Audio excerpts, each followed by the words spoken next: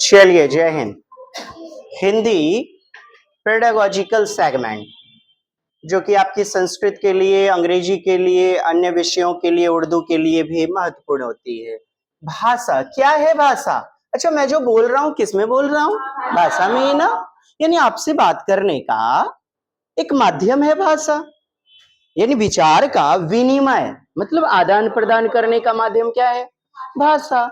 अपने भाव, इच्छा, विचार आदि का अभिव्यक्ति, क्या? प्रकटीकरण क्या कहलाता है? भाषा। चलिए, आप तो बहुत समझदार हैं, तब फिर मुझे समझाने की तो कोई जरूरत ही नहीं है। हमारे भाषा विचार को व्यक्त करने, दूसरों के विचारों को समझने का भी एक साधन है, दूसरे के विचार को भी समझने का एक साधन है। केवल संप्रेषण यानी कम्युनिकेशन, कम्युनिकेशन का माध्यम ही नहीं, इसके अन्य कुछ और भी कार्य हैं, बहुत सारे अन्य कार्य हैं। क्या क्या कार्य हैं? देखिए। हाँ जी, जनाब बोलिए।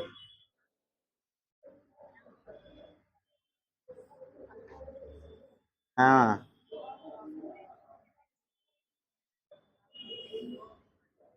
पढ़िए। हाँ, अच्छा।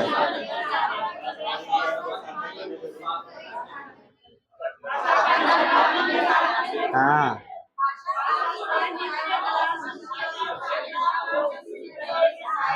फोन पे हुआ।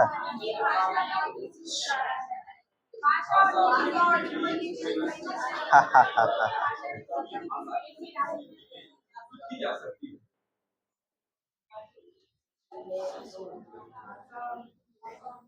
हाँ हाँ। हम्म।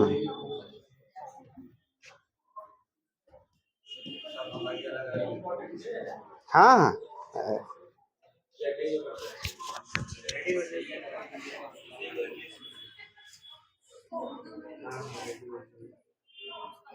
चलिए,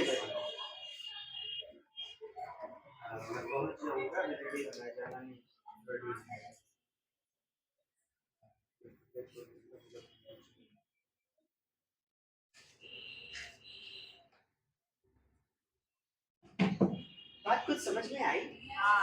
क्या बात है समझ में आई? भाषा विचारों का आदान प्रदान का साधन के रूप में, यानी एक दूसरे से विचारों का आदान प्रदान करते हैं। ये सब सब प्रश्न आए हुए हैं आपके। आप संस्कृत उठाइए, आपको मिलेगा। आप उठाइए हिंदी और उर्दू वगैरह, अरे लैंग्वेज ही तो है साहब। गारो, खासी, तमिल, मलयालम, कन्नड़, बांग्ला, उर्दू, जहां भी आएगा ये आना है आपका। ठीक, आइए। भाषा सामाजिक जीवन जीने के लिए, ललितिया माय गया 2 किलो चीनी खरीद ले ली। समाज का जीवन बिताने के लिए क्या भाषा की जरूरत नहीं पड़ी?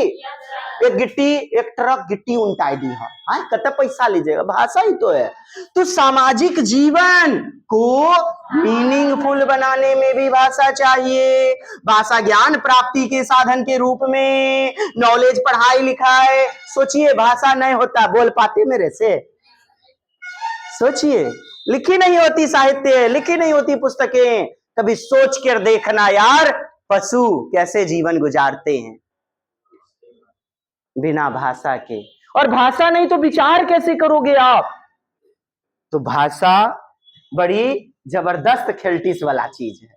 हाँ हाँ। साहित्य, कला, समाज, संस्कृति, social, society and culture, culture, इसको भी डेवलप करने में क्या सहायक होता है? भाषा। अच्छा, लिखित देना है क्या? तो लिपि का प्रयोग कीजिएगा। किसका प्रयोग? लिपि का प्रयोग कीजिएगा। अब समझिएगा, भाषा और लिपि के बीच कोई निश्चित संबंध। क्यों बोला? भाषा मौखिक भी न होती है, भाषा मौखिक भी होती है, लेकिन लेखन के लिए क्या चाहिए? स्क्रिप्ट। क्या चाहिए? लिपि। स्क्रिप्ट अर्थात लिपि चाहिए लिखने के लिए। और लिखने में सुसंगतता, क्रमबद्धता, जैसे पढ़ना। क्या न को पहले लिख सकते हैं? क्या ऐसे लिख देंगे क्या? कोई मतलब हुआ इसका? नहीं हुआ। या ढ को आगे कर दीजिए, नहीं ना। लेकिन भाषा यानी बोलने में आप तोड़ मरोड़ के कर देते हैं। जैसे मैं पढ़ने जाती हूं, इस लाइन को घुमा फिरा के भी हूं जाती पढ़ने मैं, गलत है। लेकिन बातें तो मुंह से बोल दी गई ना, भाषा का प्रयोग तो किया गया। और समझिए, कोई चीज जैसे हिंदी, आज मैं क्लास नहीं आऊंगी, हिंदी है ना, देवनागरी लिपि है ना। आप मुझे मैसेज करते हैं आज मैं क्लास, अच्छा जी, देवनागरी लिपि को आप रोमन में दे दिए, यस और नो? इंग्लिश में दिए? तो भाषा की एक निश्चित लिपि नहीं होती है, याद रखिएगा। बांग्ला वाला, तमिल वाला, कन्नड़ वाला, वो भी इन चीजों का प्रयोग करता होगा। उर्दू वाले उर्दू में इसी चीज को लिख देते होंगे, यस और नो? जबकि उर्दू की लिपि है फारसी, अंग्रेजी की रोमन, हिंदी की देवनागरी, पंजाबी गुरुमुखी, मराठी देवनागरी, देवनागरी मराठी का भी है, संस्कृत देवनागरी, ब्राह्मी लिपि सभी का पिता है, ब्राह्मी लिपि सभी का बाबूजी। भाषा और लिपि के बीच कोई निश्चित संबंध नहीं होता। कोई भी भाषा किसी भी लिपि में लिखी, अब आप इस लाइन का मतलब समझ पाए, यस और नो?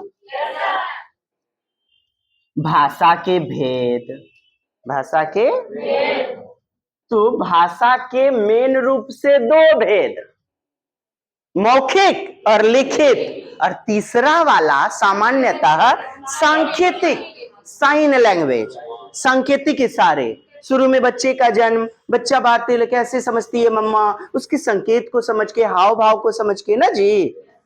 साइन बोर्ड, बोर्ड वगैरह, चौक चौराहों पर तरह तरह के सिंबल बने रहते हैं, क्या है? संकेत ही तो है। चलिए, लिखित यानी लिपि होगी, रिटन। मौखिक वाचन, क्या हो जाएगा?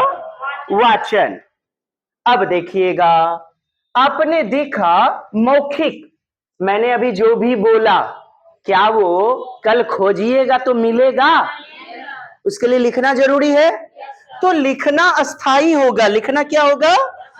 अस्थाई होगा, परमानेंट होगा। अस्थाई क्या होगा? लिखित। और मौखिक क्या होगा? अस्थाई, टेम्परोरी। क्या हो जाएगा? टेम्परोरी, अस्थाई, नॉट परमानेंट। ठीक है जी, यही है, मौखिक भाषा की तुलना में अधिक अस्थाई होता है। ठीक है, आज वेद पुराण ग्रंथ साहित्य लिखित हैं, यानी सुदृढ़ हैं, अस्थाई हैं लिखित भाषा में, तभी तो आप पढ़ पाते हैं। कोर्ट कचहरी की बातें, सबूत आदि, ये सभी लिखित में। लिखित वाला ज्यादा सटीक, साक्ष्य और अच्छा होता है। ठीक है। परिभाषा, मनुष्य में जन्मजात क्षमता होती है भाषा को अर्जित करने की। बोलिए, नोम चॉम्स्की ने बोला, किसने बोला? भाषा अर्जन मतलब जो हम स्वाभाविक प्राकृतिक रूप में सीख लेते हैं। कैसे सीखते हैं? नेचुरल सीख लेते हैं, नेचुरली। तो भाषा को अर्जित करने का, जिसका प्रयोग करके मनुष्य वार्तालाप करना, वो भाषा का सहज मतलब प्राकृतिक। सहज मतलब प्राकृतिक, नेचुरल। क्या बोलेंगे? बोलिए, नैसर्गिक, स्वाभाविक, सहज। सबका मतलब होता है अपने आप, नॉट प्रयास, प्रयास रहित। क्या बोलेंगे? रहित मतलब नहीं होता है, प्रयास रहित रूप से प्रयोग करना सीख जाता है, बिना किसी विशेष। और प्रयास कर देगा तो अधिगम हो जाएगा, क्या कहलाएगा? लर्निंग। अभी हम लोग दो चीजें पढ़ेंगे, बोलिए, अर्जन और अधिगम। अर्जन और अधिगम। अर्जन जो बच्चा सिंपली अपने आप सीख लेता है परिवेश परिवार में ढलकर, जैसे मातृभाषा। कोई सिखाता है क्या? नहीं। तो वो अर्जन है, स्वाभाविक, प्रयास नहीं। लेकिन अ से अनार, आ से आम, सीखना पड़ता है, प्रयास करना पड़ता है। तो प्रयास पूर्ण प्रक्रिया, आपसे पूछे प्रयास पूर्ण प्रक्रिया, एफर्टफुल प्रोसेस, तो क्या कहलाएगा वो? अधिगम कहलाएगा, एफर्टफुल अर्थात प्रयास पूर्ण। बोलेगा प्रयास रहित, प्रयास रहित वो अर्जन कहलाएगा। प्रयास रहित, रहित का मतलब नहीं, कलम रहित मतलब कलम नहीं है उसके पास, और कलम सहित, समझ गए? अब रहित रहेगा प्रश्न में, ईवीएस में खूब आता है रहित, जल रहित मतलब जल नहीं है। अच्छा जी, आप स्वाभाविक रूप में सीख लेते हैं, नेचुरल ढंग से सीख लेते हैं, मतलब चेतना में रहने की जरूरत, कॉन्शियस रहने की जरूरत, मतलब अचेतन। अर्जन जो होगा अचेतन होगा। और अभी जो आप बैठे हैं, आप चेतना में बैठे हैं, सीखना है सचेतन। क्या बोलेंगे? कॉन्शियस। क्या बोलेंगे? कॉन्शियसनेस। अब समझिए, मैंने दो बातें बताई, क्या पढ़ रहे हैं? अर्जन और अधिगम। बोलिए तो। अर्जन जो नेचुरल सीखेंगे, बोलिए, स्वाभाविक सीखेंगे, सहज रूप में, वातावरण, माता पिता परिवार का प्रभाव पड़ेगा। अचेतन, कैसे? चेतना में रहने की जरूरत नहीं है। अब चेतन, थोड़ी थोड़ी चेतना। अब चेतन को अर्ध चेतन भी बोलते हैं। क्या बोलते हैं? सब कॉन्शियस, अर्ध चेतन। अरे चेतन समझ रहे हैं, चेतना यार, यानी कॉन्शियसनेस, अलर्ट रहना। हाँ, तो अवचेतन या अचेतन क्या कहलाएगा? अर्जन। क्या कहलाएगा? अर्जन कहलाएगा। अर्जन का संबंध किससे है? मैं कहूं, अर्जन का संबंध घर परिवार से है। बोलिए तो। एक्विजिशन इज रिलेटेड टू मैयो बाबू पर परिवार। Learning is related to college, school, नियम वाला संस्था। बोलिए, learning is related to college, coaching institute और नियम वाला सभ्य संस्था। आप नियम से बैठे हैं, घर में लेटियो के पढ़ते हैं, सुतल रहते हैं, या लुतनी माए भरपेट गाड़ी दे रही थी, गाली, आप सीख लिए। कैसे सीखे जी? कैसे सीखे जी? प्रयास किए थे क्या? तो प्रयास रहित होगा एक्विजिशन, और प्रयास पूर्ण होगा, प्रयास मेहनत करनी पड़ेगी। अधिगम में अंग्रेजी सीख रहे हैं, संस्कृत सीख रहे हैं, अधिगम। लेकिन मातृभाषा अर्जन, किधर चले जाएंगे? अर्जन। नियम नहीं, जैसे मन तैसे सीख लिए। अर्जन तो नियम नहीं, यानी अनौपचारिक। क्या बोलेंगे उसको? इनफॉर्मल। क्या बोलेंगे? इनफॉर्मल। ठीक। और यहाँ अधिगम में औपचारिक होगा। क्या होगा? एक फॉर्म से, नियम से सीखा जाएगा। प्लीज, फॉर्मल अर्थात औपचारिक प्रक्रिया अधिगम होगी। बोलिए, अचेतन अर्जन, सचेतन अधिगम। अचेतन समझ गए? अब चेतन या अर्ध चेतन, बोलिए। एक्विजिशन बोलिए ना जी। एक्विजिशन अर्जन, और चेतन या सचेतन अधिगम, लर्निंग। आप अभी कितनी चेतना में हैं? हाँ, भूख भी लगा हुआ है, पेट भी दर्द कर रहा है, लेकिन अलर्ट हैं, एक ड्रेस में, एक नियम पूर्ण प्रक्रिया, नियम, स्कूल का देखिए वातावरण, सिलेबस, रूटीन, स्कूल ड्रेस, सब नियम से चलती हैं। अधिगम यानी फॉर्मल, औपचारिक। और अनौपचारिक इनफॉर्मल, नियम नहीं, अनौपचारिक, बात समझे, अनौपचारिक और लग गया ना जी। इनफॉर्मल में किस में चले जाइएगा, अर्जन में, ठीक है। प्रयास रहित, प्रयास नहीं है, प्रयास पूर्ण, अधिगम, अधिगम। चलिए इतनी बातें आप समझ गए। अब इस चीज को आपको लपेटेगा तो आप समझ लीजिएगा अपना, मैंने कूट कूट के समझाया है। भाषा अर्जन किस वजह से होता है, पर्यावरण, वातावरण आदि से नहीं जी। हमारे अंदर आंतरिक क्षमता है कि हम भाषा को स्वाभाविक रूप से अर्जित कर लें अपने पर्यावरण से। जैसे जैसे जब से बच्चा पैदा होता है तब से परिवार वाले उससे बातें करते हैं, जैसे बच्चे को भाषा आती है किंतु बच्चा ऐसे ही भाषा अर्जित करता है, पर्यावरण से सुनकर, देखकर, बोलकर भाषा अर्जन हो गया, एक्विजिशन हो गया। मातृभाषा क्या है, घर में बोली जाने वाली भाषा मातृभाषा है। डेफिनेशन, भाषा अर्जन एक ऐसी प्रक्रिया है जो बिल्कुल नेचुरल, स्वाभाविक है। सामान्यतः बच्चा मातृभाषा का अर्जन परिवार से ही कर लेता है। किससे कर लेता है, परिवार से ही कर लेता है। स्कूल आने से पहले ही वह मातृभाषा में अपनी बात कहने व समझने में विद्यालय की भाषा कैसी होनी चाहिए, मातृभाषा, यानी घर से जुड़ा हुआ, घर से प्रश्न देता है घर की भाषा और विद्यालय की भाषा में मतभेद में होना चाहिए क्या, तो नहीं होना चाहिए। बोलेगा बच्चे में भाषा विकास का मुख्य कारण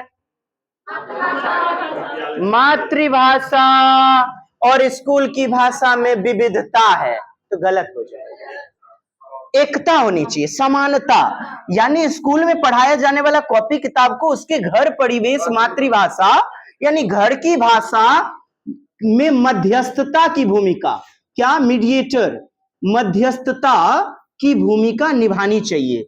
किससे, अरे विद्यालय की भाषा को घर की भाषा से मध्यस्थता की भूमिका निभानी चाहिए। बात कुछ समझ में आई।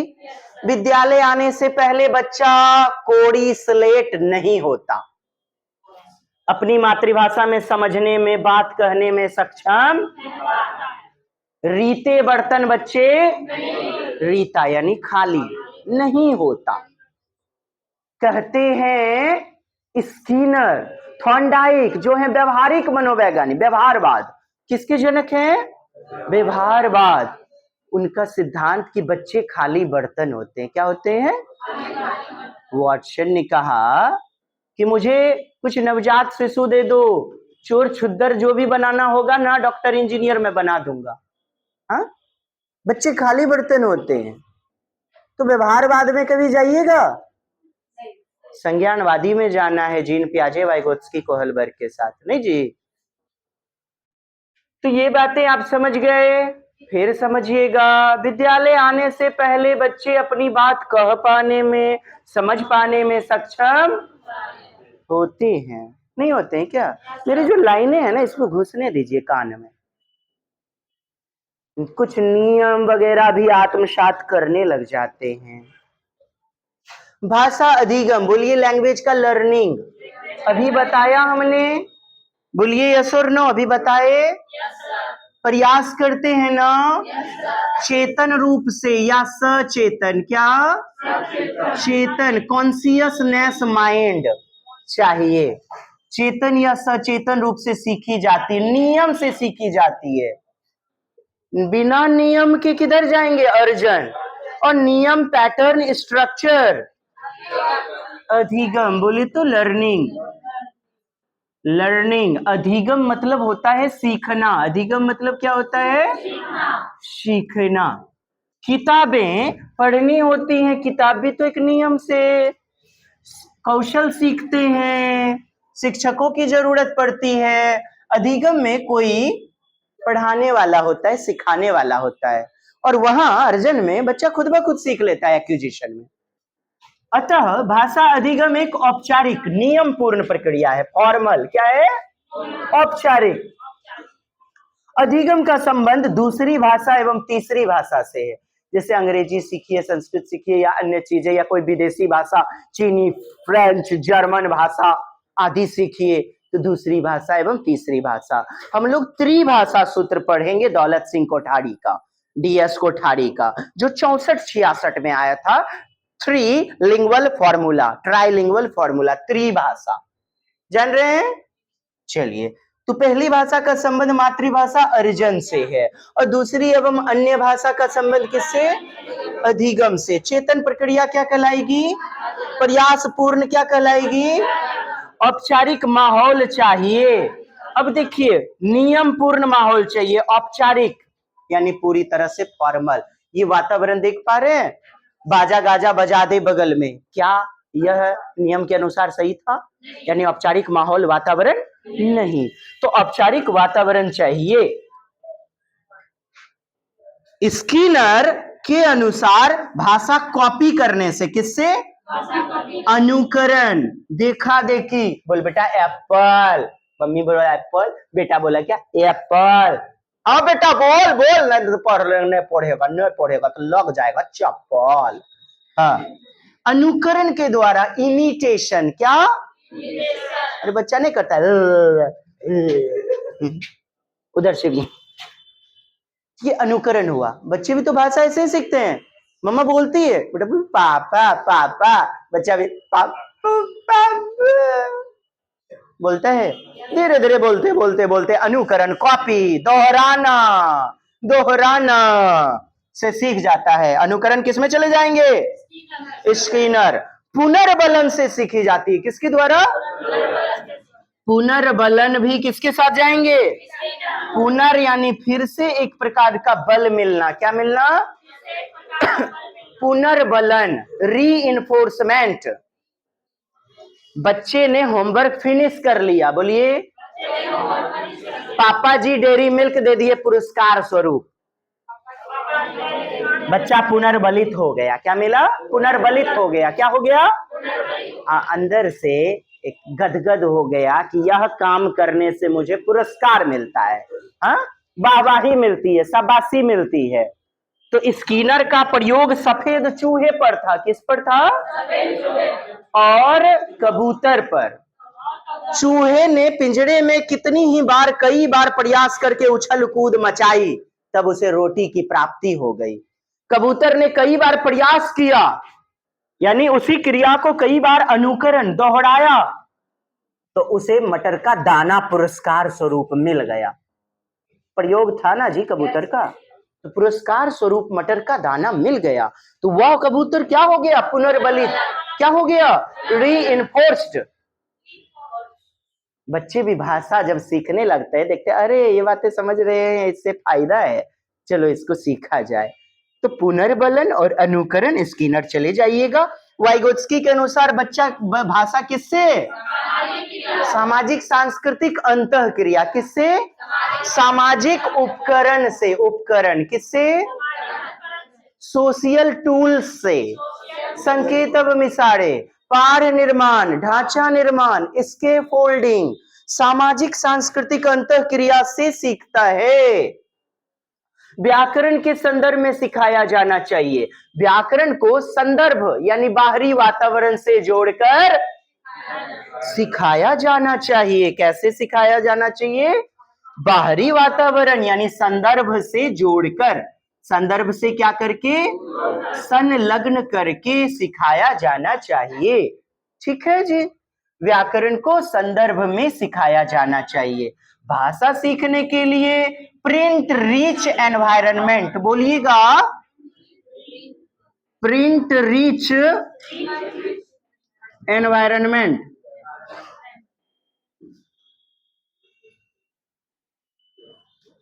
प्रिंट रिच एनवायरनमेंट चाहिए। बोलिए, गुणवत्तापूर्ण मुद्रित परिवेश। आप सभी गए होंगे बच्चों के क्लास में, 1 क्लास 2 क्लास सरकारी स्कूल में, तो वहां पर पार्ट्स ऑफ बॉडी, मूर्ता मूर्ति बनले था, हेड, हाँ, क, और क से अच्छी सी फोटो थी कबूतर की, थी फोटो कबूतर की। तो ये क्या है? मुद्रित, प्रिंटेड। क्या है? ये वातावरण जब इसमें प्रिंट कर देते हैं ना, तो बच्चे रोज रोज जाने अनजाने देखते हैं, अपने आप याद हो जाता है। आप भी अपने घरों के दीवारों पे भारत का नक्शा या कोई चीज लिख लेते थे, वो हुआ प्रिंटेड। क्या हुआ? बोलिए। प्रिंट समृद्ध वातावरण या परिवेश, प्रिंट रिच एनवायरनमेंट, बोधगम्य निवेश, भाषा सीखने में स्वाभाविक रूप से मदद करता है। समझ पाए? बोधगम्य निवेश, बोधगम्य निवेश, कॉम्प्रिहेंसिबल इनपुट। बोलिए, कॉम्प्रिहेंसिबल इनपुट, बोधगम्य निवेश। स्टीफन क्रेसन जिसके बारे में बताते हैं, स्टीफन क्रेसन। भाषा सीखने के लिए प्रिंट समृद्ध वातावरण महत्वपूर्ण है, दिया जाना चाहिए। इस चीज को आपने समझा? जहां देखिएगा उत्तर लगा दीजिएगा। भाषा अर्जन, एक्विजिशन, और अधिगम, लर्निंग यानी सीखना में अंतर देख लें एक बार फिर से। बोलिए, अवचेतन, अर्धचेतन, अर्धचेतन, अनकॉन्शियस, अचेतन। ये तीन चीज आपसे सीटेट आयोग ने पूछा है। किसमें चले जाइएगा? अर्जन में। बोलिए, चेतन, सचेतन, कॉन्शियस,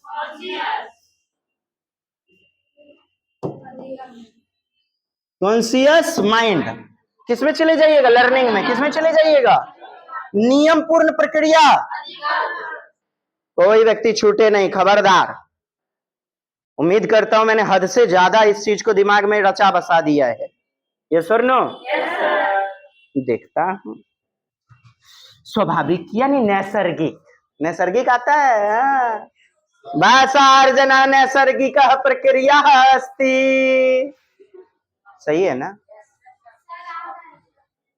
अनौपचारिक प्रक्रिया हमें तोरा बढ़िया नहीं लाग रहा है? अनौपचारिक क्या बोले मैडम?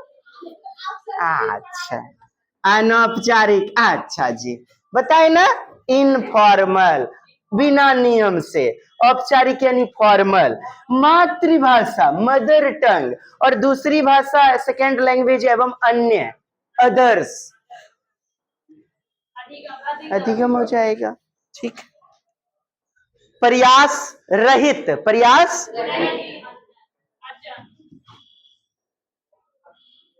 Effortless, effortless. और लर्निंग जो हो जाएगा वो एफर्ट फुल, एफर्ट फुल हो जाएगा, हो जाएगा एफर्टफुल। चलिए, आप समझ पा रहे हैं। आइए आगे देखते हैं। मैंने कुछ नहीं है पेडागोजी जी। आपका आज सोचे जंग छोड़ा दे एकदम से। हिंदी हिंदी हिंदी। भाषा अर्जन और भाषा अधिगम का मुख्य अंतर, बहुत अंतर देख लिया हमने। वातावरण, मातृभाषा हमेशा अर्जित की जाती है, स्वाभाविक रूप में अर्जन, अर्जन। अच्छा, एक बात बताइएगा, भाषा के करो बपौती संपत्ति है? पैतृक संपत्ति नहीं है। इसे वातावरण से सीखना पड़ता है। बोलिए ना, पड़ता है।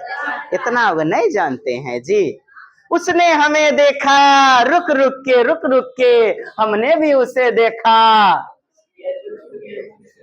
बाबा बाबा, रुक के इतना नहीं करने आता है जी। आप लोग को सुनने नहीं आता है। जाइए, मैं नहीं सुनाता। हाँ। कहता भी है बड़ बरियाती में बिछा लेगा दरी वगैरह, 10 गो एकदम बैठ जाएगा। नहीं रे कोची, अरे यार नाश्ता वाला आया है। हाँ, तो मातृभाषा हमेशा अर्जित की जाती है, स्वाभाविक रूप में सीखते हैं। इसे वातावरण, परिवेश से अर्जित किया जाता है। बच्चा एक से अधिक भाषाएं भी कर सकता है ना, वातावरण से। ऐसा नहीं कि सिखाया जाए, है ना। लक्ष्य भाषा, टारगेट लैंग्वेज। सुनिएगा, विद्यालय में जिस समय जो पढ़ाया जा रहा है वो लक्ष्य भाषा कहलाएगी। क्या कहलाएगी? Target language. क्या कहलाएगी? दूसरी भाषा या स्कूल की भाषा लक्ष्य भाषा। तो लक्ष्य भाषा कैसी होनी चाहिए? विद्या घर की भाषा से जुड़ी हुई। नियम क्या है मातृभाषा में पढ़ाने का? क्या नियम है? मातृभाषा में शिक्षण दीजिए। टीचिंग किसमें दीजिए? मदर टंग में। मातृभाषा भाषा का पहला रूप हमेशा अर्जित करते हैं। ठीक है, मातृभाषा भाषा का पहला रूप बच्चा जो शुरू में ही जन्म से ही सीखता है, हमेशा अर्जित करते, एक्वायर करते हैं। ठीक, यदि हम प्रश्न की बात करें, बच्चे अपनी मातृभाषा का प्रयोग करते हुए हिंदी भाषा की कक्षा में अपनी बात कहते हैं। यह बात स्वाभाविक है, मातृभाषा का प्रयोग करवाना चाहिए, स्वाभाविक है, नेचुरल है, विचारणीय है, करने दे कि नहीं दे, निंदनीय है, नहीं नहीं नहीं, खराब, अनुचित, एकदम गलत। बताइए उत्तर क्या हो गया? नेशनल करिकुलम फ्रेमवर्क भी कहता है कि बच्चे को प्राथमिक स्तर पर बच्चे की मातृभाषा का प्रयोग करने दो, ताकि बच्चा स्वाभाविक तथा नेचुरल सरल प्रक्रिया से सीखेगा। बात कुछ समझ में आई?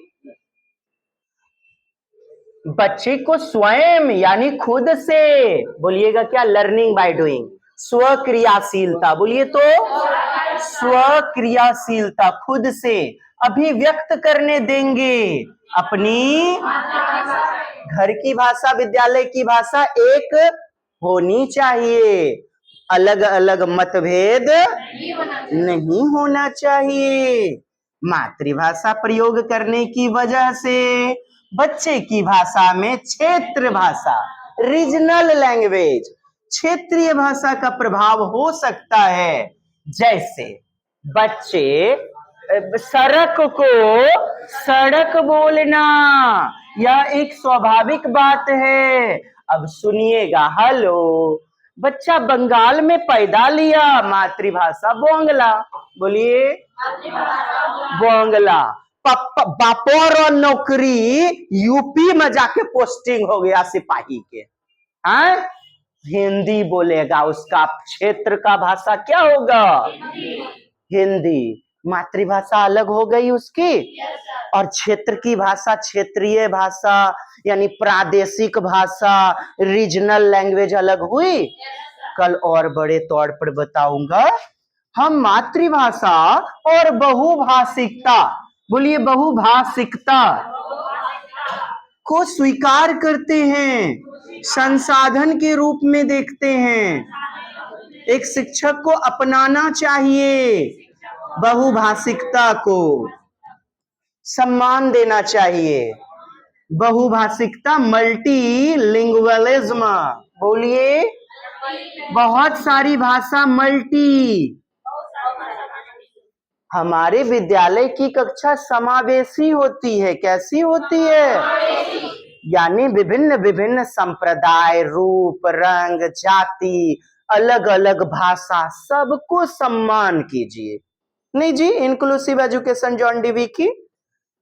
कोई बच्चा केरल में पढ़ता था, दिल्ली चला गया, हिंदी बोला जाता है, वहां तैयारी करने गया मंत्रा में, है?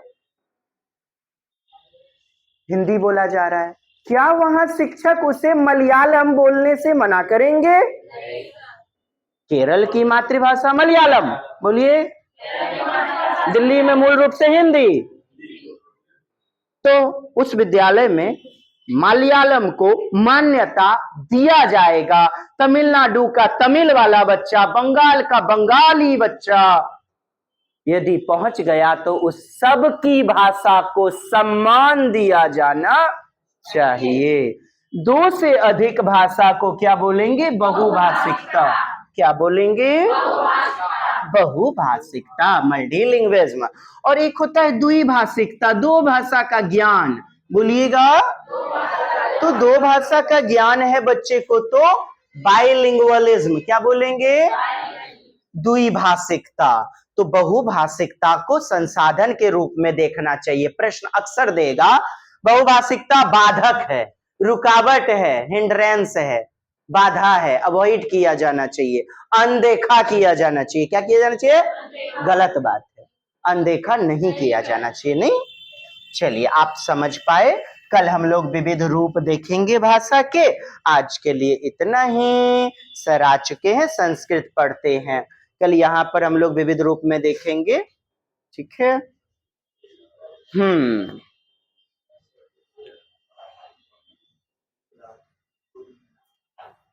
मातृभाषा तो आपको बता दिया हमने।